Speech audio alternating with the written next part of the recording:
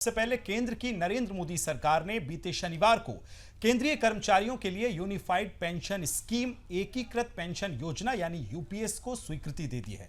यह बड़ी खुशखबरी की खबर है तमाम केंद्रीय कर्मचारियों के लिए, जिससे 23 लाख कर्मचारियों पर इसका प्रभाव पड़ सकता है। इस योजना का मकसद सरकारी कर्मचारियों को रिटायरमेंट यानी कि सेवानिवृत्ति के बाद आर्थिक सुरक्षा और स्थिरता प्रदान करना है। जिन कर्मचारियों के कम से कम 25 वर्ष तक उन्होंने नौकरी की है, उन्हें रिटायरमेंट से पहले 12 महीनों में रही उनकी औसत बेसिक सैलरी यानी कि मूल वेतन जो है उसका आधा 50% निश्चित पेंशन हासिल उनको होगी।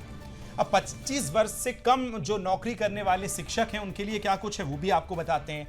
तो उनकी पेंशन उनके कार्यकाल के अनुपात में तय की जाएगी और योजना के लिए न्यूनतम सेवा अवधि 10 साल तक की तय की गई है। तो ये बड़ी जो खुशखबरी है तमाम केंद्रीय कर्मचारियों के लिए। अब इस खबर का जो पक्ष है वो भी जान लेते हैं।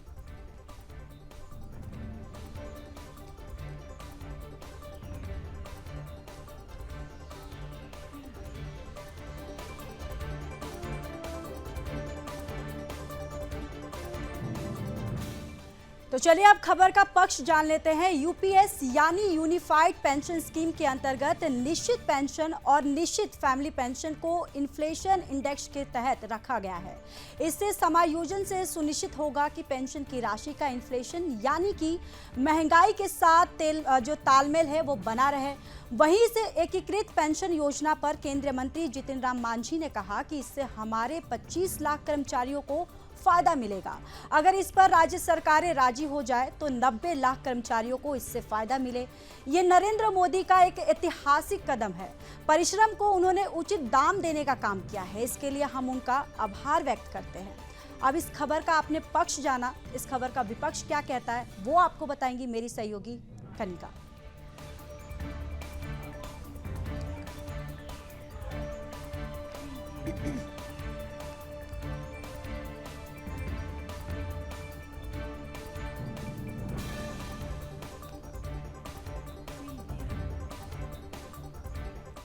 तो सीधे आपको महाराष्ट्र लिए चलते हैं, जहां बीजेपी चुनाव मोड में एक्टिव नजर आ रही है। जलगांव में प्रधानमंत्री पहुंचे हैं, लोगों से मुलाकात कर रहे हैं। सीधी तस्वीरें आपको दिखाते हैं।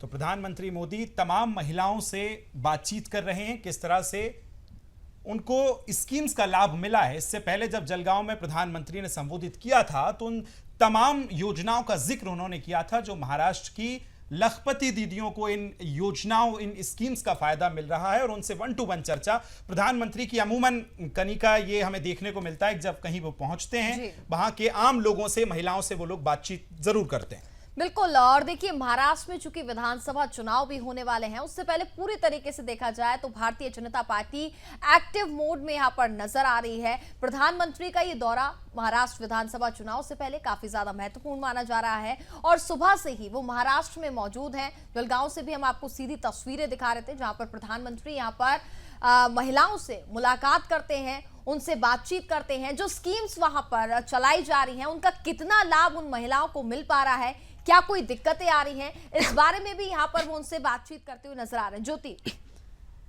बिल्कुल। तो यहाँ पर हमें साफ तस्वीरें जो है दिखा रहे कि यहाँ पर नरेंद्र मोदी जो है लखपति दीदियों को यहाँ 1 टू 1 उनसे बातचीत करते हुए नजर आ रहे हैं। और साथ ही साथ आपको ये भी बताते चले कि जिस तरीके से आप दोनों ने बताया कि वहां पर महाराष्ट्र विधानसभा चुनाव भी आने वाले हैं, जिसको लेकर जो तमाम पार्टियां हैं पूरी तरह से एक्टिव मोड में नजर आ गई हैं। बीजेपी भी एकदम देखा जाए तो पूरी तरह से एक्टिव मोड में है।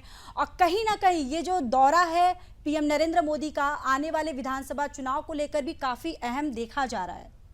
बिल्कुल। और ज्योति कनिका, जिस तरह से प्रधानमंत्री अभी महिलाओं से जिक्र कर रहे हैं, ये कोई आम महिलाएं नहीं है बल्कि ये कृषि उद्यमी महिलाएं हैं जिन्होंने अपने दम पर छोटे छोटे से कृषि आधारित उद्योग शुरू किए हैं और आज इस पोजीशन पे वो पहुंची है कि तमाम अन्य जो किसान महिलाएं हैं उनको भी रोजगार सृजन करने के अवसर भी वो पैदा कर रही हैं। और जो चाहे मुख्यमंत्रियों की बात की जाए, तमाम प्रदेशों की या प्रधानमंत्री की खुद बात की जाए, तो उनका ये भी उद्देश्य है कि किसानों की आय 2 गुना किस तरह से हो सके। तो आपका पूरा घर सशक्त होता है, ये इस योजना से समझने की बात है। और यहाँ पर प्रधानमंत्री लखपति दीदी योजना की जो तमाम लाभार्थी हैं उनके साथ संवाद करते हुए नजर आ रहे हैं। प्रधानमंत्री द्वारा दी जाएंगे, देखिए यहाँ पर भव्य स्वागत और पारंपरिक स्वागत। 30 लाख हमारे कर्मचारियों को फायदा मिलेगा अगर राज्य सरकारें एग्री हो जाए इस पर तो 90 लाख कर्मचारियों को इससे फायदा मिलेगा। एक ऐतिहासिक कदम है नरेंद्र भाई मोदी जी का, और परिश्रम को उन्होंने उचित मुआवजा, उचित दाम देने का काम किया है। इसके लिए हम लोग सब नरेंद्र भाई मोदी जी के प्रति आभार व्यक्त करते हैं। पहले आवे सत्ता में तभी ना, वो स्वप्न देख रहे हैं, दीवार स्वप्न देख रहे हैं। अगर कुछ करना होगा तो नरेंद्र मोदी ही करेंगे, दूसरा कोई नहीं कर सकता है। जब आवश्यकता पड़ेगी तो इस प्रकार का काम हो जाएगा। देखिए, कहीं भी आवे, हम तो पहले ही कहा है कि चंपाई सोरेन को स्वागत करते हैं। उनके साथ जो बीता है उसी प्रकार की बात तो हमारे साथ भी बीती थी। तो वैसी परिस्थिति में अब वो क्या निर्णय लेते हैं, हमने जो निर्णय लिया आप लोग देख रहे हैं, तो उसी प्रकार से वो क्या निर्णय लेते हैं, that totally depends upon him. केंद्र की मोदी सरकार ने शनिवार को यूनिफाइड पेंशन स्कीम को मंजूरी दे दी है। ये सरकारी कर्मचारियों छत्तीसगढ़ और पंजाब, जहां पर विपक्षी दलों की सरकार थी या है,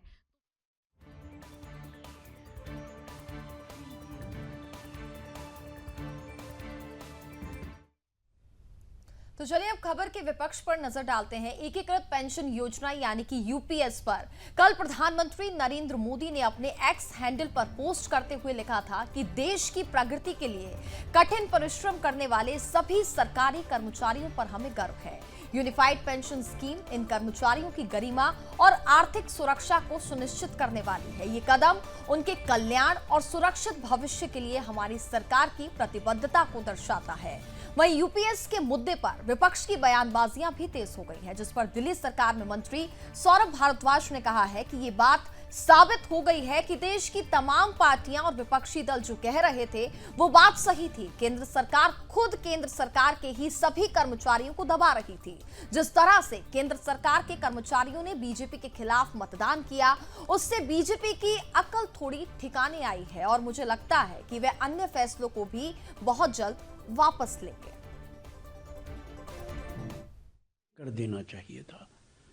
वो सरकार साबित हो गई कि देश की तमाम अपोजिशन पार्टियां, विपक्षी दल जो कह रहे थे वो सही था। विपक्षी दल जनता की आवाज बुलंद कर रहे थे और केंद्र सरकार झूठे अहंकार के अंदर सारे के सारे केंद्र सरकार के मुलाजिमों को दबा रही थी।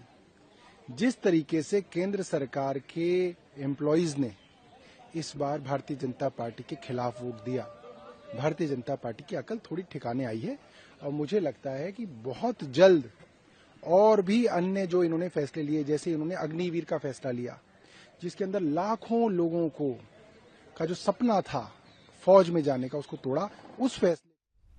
तो आपने इस खबर के पक्ष और विपक्ष दोनों को जाना। जिस तरह से एनपीएस और यूपीएस को लागू करने की बात है, उसके बाद तमाम जो एनडीए के घटक दल हैं उनके नेता भी इस फैसले को एक निर्णायक फैसला बता रहे हैं। तो विपक्ष जो है वो नसीहत देता भी नजर आ रहा है। यहां वक्त एक छोटे से ब्रेक का, और ब्रेक के बाद लौटेंगे तो आपको बताएंगे कि जनगणना को लेकर केंद्रीय गृह मंत्री अमित शाह के बयान पर सियासत क्यों गर्म है।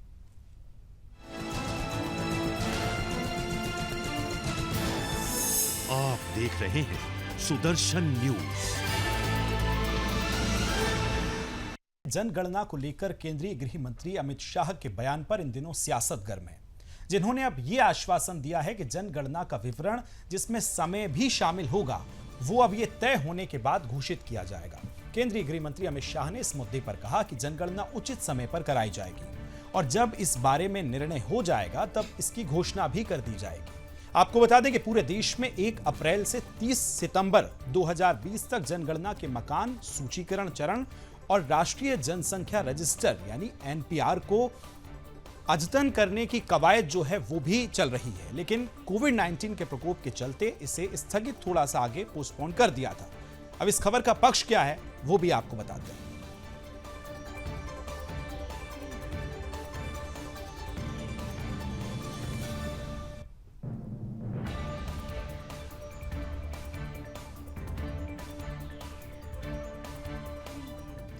तो चलिए अब खबर का पक्ष जान लेते हैं। केंद्रीय गृह मंत्री अमित शाह ने बीते शनिवार को छत्तीसगढ़ में एक प्रेस कॉन्फ्रेंस के दौरान जनगणना के मुद्दे पर पूछे गए एक सवाल का जवाब देते हुए कहा कि जनगणना उचित समय पर ही की जाएगी। अब इस बारे में निर्णय हो जाएगा कि तब हम इसकी घोषणा करेंगे।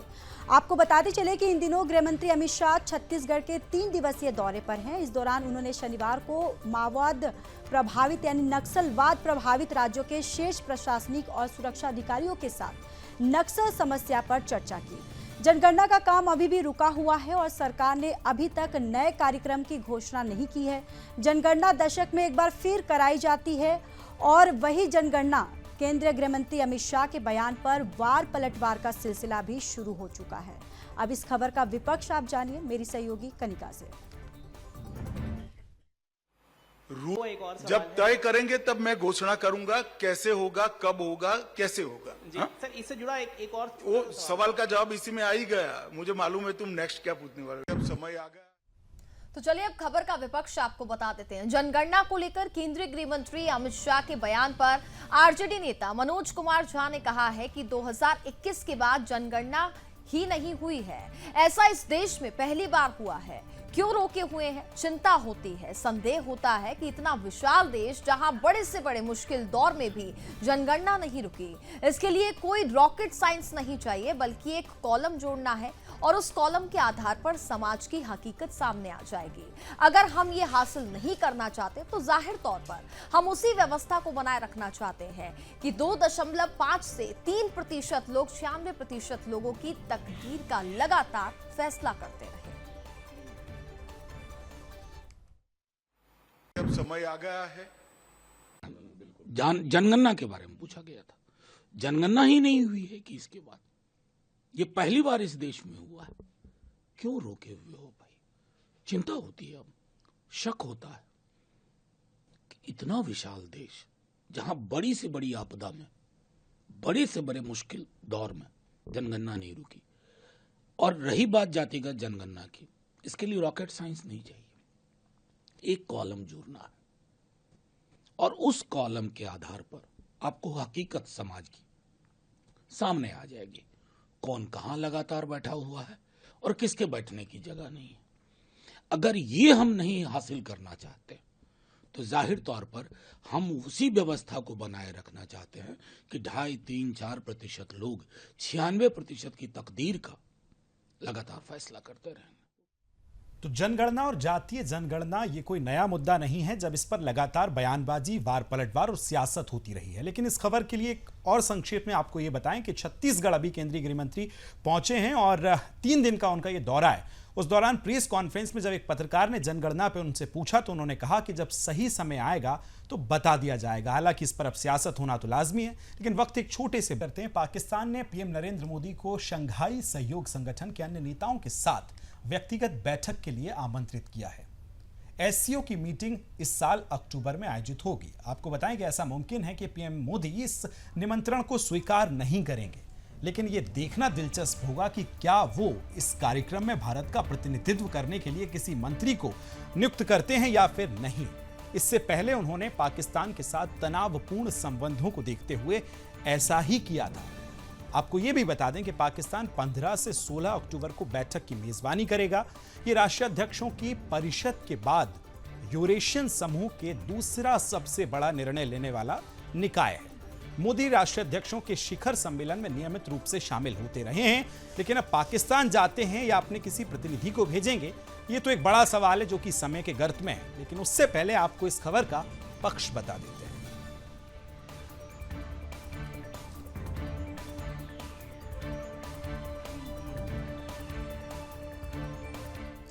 तो वहीं भारत पाकिस्तान के रिश्ते कभी सहज नहीं रहे। भारत पर हुए आतंकी हमलों के सूत्रधार वही पाले पोसे जाते हैं।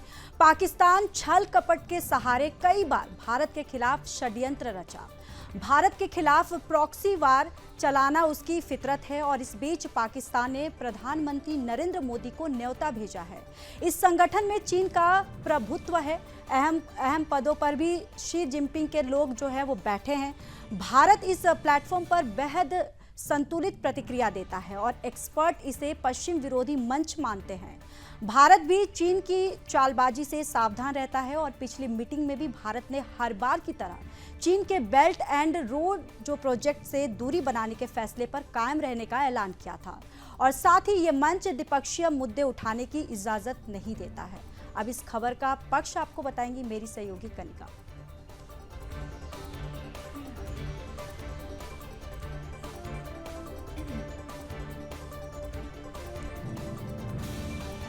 तो चलिए अब खबर का विपक्ष आपको बता देते हैं। एक 8 सदस्य वाला बहुपक्षीय संगठन है जिसकी स्थापना 15 जून 2001 को चीन, कजाकिस्तान, किर्गिस्तान, रूस, तजाकिस्तान और उज्बेकिस्तान के नेताओं द्वारा शंघाई चीन से की गई थी। इस बार पाकिस्तान 15 और 16 अक्टूबर को बैठक की मेजबानी करेगा। भारत और पाकिस्तान को इस संगठन की पूर्ण सदस्यता 2017 में मिली थी। एससीओ की मेजबानी बारी बारी से इसके सदस्य देशों द्वारा की जाती है और इस बार बैठक की मेजबानी और अध्यक्षता पाकिस्तान कर रहा है। इसी रूटीन बैठक को लेकर पाकिस्तान की ओर से प्रधानमंत्री नरेंद्र मोदी को शंघाई सहयोग संगठन की बैठक का निमंत्रण मिला है, लेकिन सवाल ये बना हुआ है कि क्या प्रधानमंत्री नरेंद्र मोदी पाकिस्तान जाते हैं या फिर नहीं जाते हैं, क्योंकि पिछले कई महीनों पर अगर हम नजर डालें जिस तरीके से पाकिस्तान हमारे देश में, भारत में लगातार आतंकवादी घटनाओं को अंजाम दे रहा है, उसके बाद ये सवाल तो बिल्कुल बना हुआ है कि क्या प्रधानमंत्री नरेंद्र मोदी पाकिस्तान जाते हैं या फिर नहीं जाते।